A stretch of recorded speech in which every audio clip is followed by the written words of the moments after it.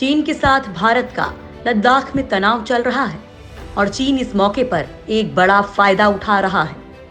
पहले दुनिया को कोरोना देकर अब उसने भारत में आयात होने वाले फार्मा प्रोडक्ट्स के रेट बढ़ा दिए हैं। वैसे कहा भी जाता है कि अगर किसी भी चीज पर आपकी निर्भरता हद से ज्यादा बढ़ जाती है तो वो आपका आसानी से इस्तेमाल कर सकता है। भारत और चीन के मामले भी कुछ इसी तरह से हैं। फार्मा प्रोडक्ट के मामले में भारत की चीन पर निर्भरता इतनी ज्यादा बढ़ गई है कि अब वो गलत फायदा उठाने लगा है। खासकर लद्दाख गलवान घाटी घटना के बाद उसने आक्रामक रुख अपना लिया है। भारत हर साल लगभग 39 अरब डॉलर यानी करीब 3 लाख करोड़ की दवा तैयार करता है। दवा तैयार करने के लिए जरूरी स्टार्टिंग मटेरियल एपीआई के लिए भारत बहुत हद तक चीन पर निर्भर है। भारतीय कंपनियां 70% एपीआई की जरूरत चीन से आयात कर पूरा करती हैं। कुछ दवाओं के लिए ये 90% तक है। साल 2019 में भारत ने चीन से करीब 17,400 करोड़ रुपए का एपीआई इंपोर्ट किया था। चीन कर रहा है डबल अटैक। भारत के फार्मास्यूटिकल एक्सपोर्ट प्रमोशन काउंसिल के मुताबिक गलवान घाटी में तनाव के बाद चीन हम पर दो तरह से हमला कर रहा है। एक तरफ वो सीमा पर हमला कर रहा है, दूसरी तरफ भारत की निर्भरता का गलत फायदा उठाने लगा है। एपीआई की कीमत में तेजी से दवाओं की कीमत बढ़ने लगी है। पैरासीटामोल की कीमत में 27%, सेप्रोफ्लोक्साइन की कीमत में 20% और पेंसिलिन जी की कीमत में 20% की तेजी आई है। इस तरह के फार्मा प्रोडक्ट की कीमत में करीब 20% की तेजी दर्ज की गई है।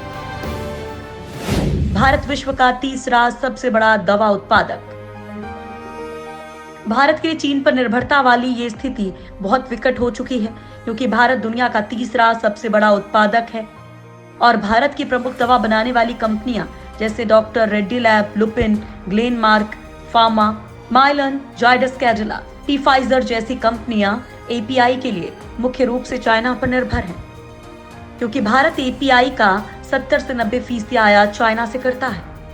एपीआई दवा तैयार करने के लिए स्टार्टिंग मटेरियल है। अगर चीन निर्यात बंद कर दे तो Bharat anti infective, anti cancer जैसी जरूरी दवाओं का उत्पादन नहीं कर पाएगा।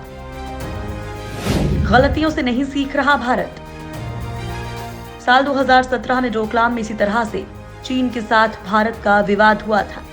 उस दौरान भी इसी तरह की बातें की जा रही थी कि एक्टिव फार्मास्यूटिकल इंग्रेडिएंट यानी कि एपीआई के मामले में भारत आत्मनिर्भर बनेगा और चीन पर निर्भरता कम करेगा।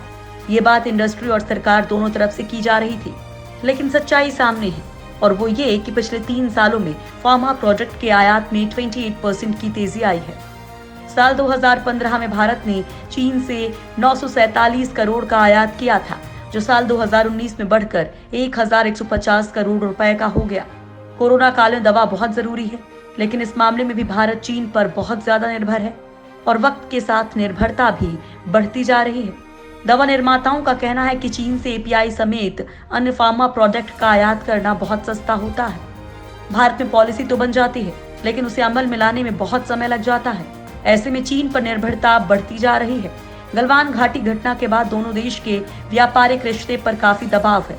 हाल ही में सरकार ने इंडस्ट्री से कहा था कि वो चीन से आयात होने वाले गैर जरूरी और घटिया क्वालिटी के सामानों की लिस्ट तैयार करे, ताकि आयात बंद कर लोकल मैन्युफैक्चरर्स को मौका मिल सके।